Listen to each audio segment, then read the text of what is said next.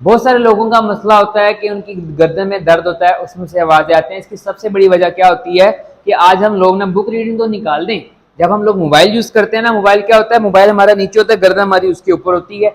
ये सबसे बड़ी वजह है कि हमारे जो गर्दन के जो मसल्स हैं, पट्टियां ना, वो अकड़ जाते हैं। इसका सबसे बेहतरीन जो सोल्यूशन है वो क्या है, एक सिंपल सा वर्कआउट है।